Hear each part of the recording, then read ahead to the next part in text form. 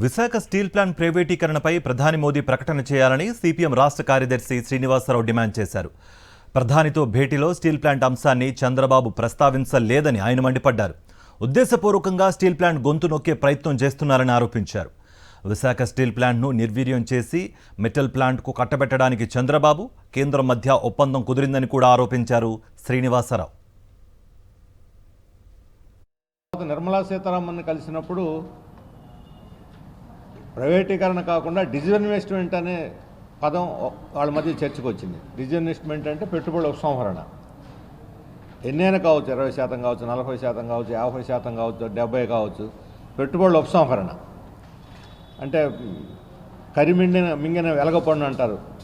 ఏనుగు పండును మింగితే లోపల గుజ్జంతా అది తీసేసుకొని మళ్ళీ యాజ్ టీజ్గా బయటికి పంపుద్ది ఆ కాయని.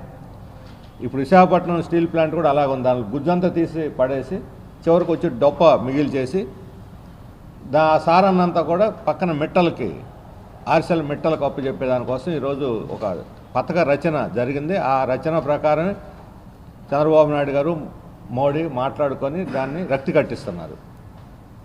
ఇది ఆంధ్రప్రదేశ్కి, ఉత్తరాంధ్రకి, విశాఖపట్నానికి తీరని ద్రోహం, అన్యాయం, ఎన్నుపోటు తప్ప ఇంకోటి కాదు. ఇప్పటిదాకా వాళ్ళు ఇచ్చిన మాటల యొక్క విశ్వసనీయతనే ప్రశ్నించేదిగా ఉన్నది. ఇది ఆ హామీలన్నింటిని కూడా దిగమింగే ఈరోజు ఈ విశాఖపట్నం ఉక్కు ఫ్యాక్టరీని దెబ్బతీయడానికి ప్రయత్నం జరుగుతుంది. అందుకని 8వ తేదీ ప్రధానమంత్రి స్పష్టంగా దీని మీద ప్రకటన చేయాలి.